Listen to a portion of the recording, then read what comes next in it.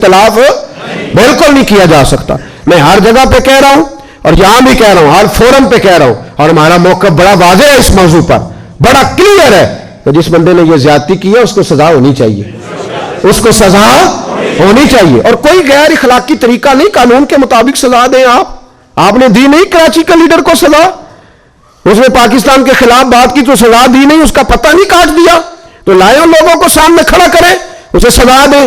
Anchor منہ کھولتے T V پہ بیٹھے ہوئے, بھائی مولوی کو منع کرتے ہو سیاست پہ بات نہیں کرنی, تو سیاستدان کو کیوں منع نہیں کرتے کہ تم نے دین پہ بات نہیں کرنی؟ اسے کیوں نہیں منع کیا جاتا؟ اس کو عام اجازت ہے. اینکر پرسن ٹی وی پہ بیٹھ کے کہتے ہیں نبی پاک نے معاف کیا, نبی پاک نے معاف کیا. ہاں معاف کیے, بڑا معاف کیے, لیکن نبی پاک نے معاف کیا, جناب عمر نے معاف کوئی نہیں کیا, حضرت علی نے معاف نہ کوئی نہیں کیا, حضرت ابو بکر نے معاف, عثمان غنی نے معاف. کچھ کافر تھے نبی پاک کے بے ادب, فتح مکہ ہوا تو وہ بھاگ گئے, ان کو مکے کے مشرکین نے مشورہ دیا تم ہو نبی پاک کے گستاخ, چہرے پہ پردے ڈال کے چھپ چھپا کے نبی پاک تک پہنچ جاؤ, اگر تو حضور تک چلے گئے تو بچ جاؤ گے, علی کے ہتھے نہ چڑھ جانا کہیں, نبی پاک تک پہنچ گئے تو بچ جاؤ گے, عمر کے ہتھے نہ چڑھ جانا, خبردار کہیں تمہارا سامنا خالد بن ولید سے نہ ہو جائے, ڈرنا کہیں سعد بن ابی وقاص سے سامنے, وہ کاٹ دیں گے تمہیں, کاٹ ڈالیں گے, اس لیے کہ وہ ہر شے برداشت کرتے ہیں, مصطفیٰ کی بے ادبی برداشت نہیں کرتے. یاد رکھیں, یہ پہلے جذبات سے کھیلتے ہیں, پہلے تماشا ڈالتے ہیں, پھر اس کے بعد کہتے ہیں ہو غلطی ہو گئی, مولوی کیوں نہیں جان چھوڑ رہے. اچھا پہلے کہا تھا غلطی ہوئی نہیں, پھر اس کے بعد کہا نہیں ہوئی ہے اور ہم نے صحیح, تو بالکل ٹھیک ہے, چور چوری مانتا ہے تو سزا بھی لینا, آئین کے مطابق وہ اتنی سی بات ہے, اس میں رٹے والی کون سی بات. صحابہ میں سب سے ٹھنڈی طبیعت حضرت ابو بکر صدیق کی ہے, سب سے ٹھنڈی, کچھ بھی ہو گیا ابو بکر بولے نہیں. لیکن ایک دن ان کے والد آئے نبی پاک کے دروازے پہ, بوڑھے تھے, نابینا تھے, سفید داڑھی تھی, آ کے کھڑے ہو گئے. حضور نے فرمایا ابو قحافہ کیسے آئے ہو؟ کہا آج تو حد ہو گئی ہے, مجھے ابو بکر نے تھپڑ مارا ہے. صحابہ کہتے ہیں جتنے لوگ کھڑے تھے سب کہنے لگے یہ ہو نہیں سکتا, ابو بکر یہ کر نہیں سکتے, اس لیے کہ ان کو تو حضرت عمر تک جانا ذرا مشکل ہے, لیکن جناب صدیق اکبر کی تو بچے بچے ان تک پہنچ سکتے ہیں, تو ٹھنڈے مزاج کے حلیم بردبار آدمی ہو نہیں سکتا. لیکن جب انہوں نے کہا تو نبی پاک خاموش ہو گئے. حضور نے فرمایا چلو ابو بکر کو بلاؤ. بلایا جناب صدیق اکبر کو, یوں ہاتھ باندھ کے کھڑے ہو گئے. حضور نے ابو بکر تو نے باپ کو مارا ہے؟ چپ. تھوڑی دیر کے بعد پھر فرمایا ابو بکر لوگوں کو یقین نہیں آ رہا کہ تم نے ایسا کیا ہے, لوگوں کو امید نہیں تھی, باپ کو مارا ہے. پھر چپ. تیسری دفعہ محبوب نے پھر اشارہ کیا, فرمایا بولتا کیوں نہیں؟ جناب صدیق اکبر نے سر اٹھایا تو آنسوں کے قطرے داڑھی پہ گر رہے تھے. جناب صدیق اکبر نے سر اٹھایا تو رو رہے تھے. عرض کرنے لگے حضور باپ سے کہیں تلوار پکڑے اور میرے ٹکڑے ٹکڑے کر دے, یہاں کٹ جاؤں گا, باپ کے آگے بولوں گا نہیں. اسے کہو مجھے کاٹ ڈالے, مار ڈالے, پر آپ کے بارے میں بات نہ کرے. حضور آج اس نے آپ کے بارے میں بات کی ہے, آپ کے بارے میں.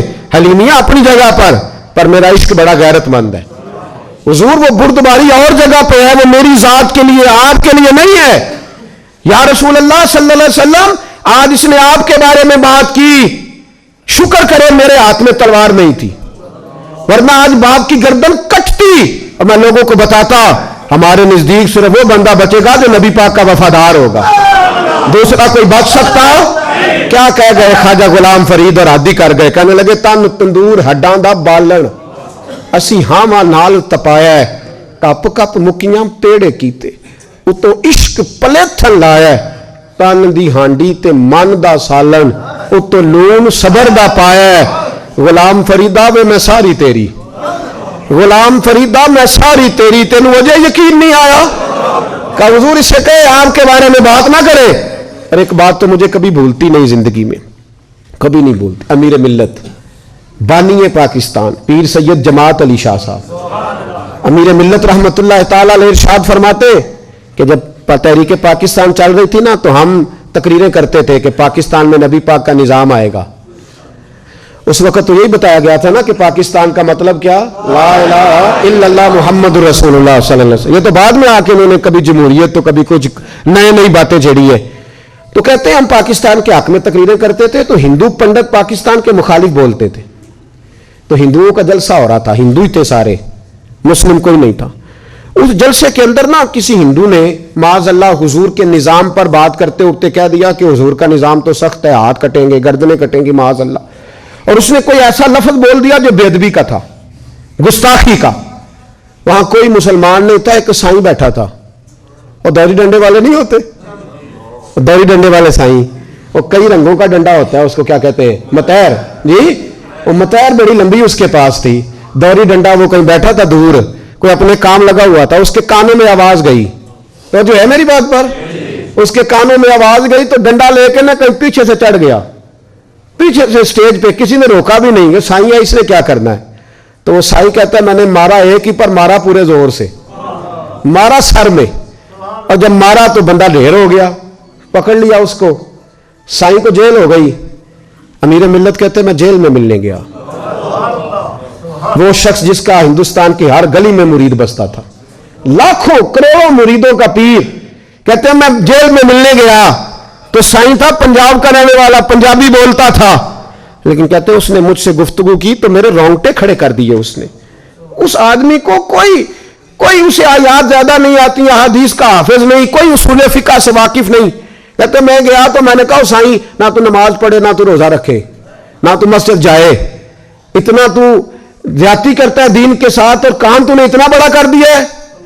تو کہتے ہیں سائیں پنجابی بولتا تھا، کہنے لگا پیر صاحب نماز نہیں پڑھتا میری غلطی ہے، اگر میں مسیطے نہیں جانا تو میری غلطی ہے. کہتے اس نے فکرہ کہا تو مجھے تو وجد ہو گیا. کہنے لگا پیر صاحب میں گناہگار ضرور ہوں پر اپنے نبی دا غدار نہیں، میں گناہگار ضرور ہوں پر میں غدار نہیں. یہ کیسے ہو سکتا ہے؟ یہ کیسے ہو سکتا ہے؟ میرے سامنے ہی کو میرے نبی کے بارے میں بات کر دے.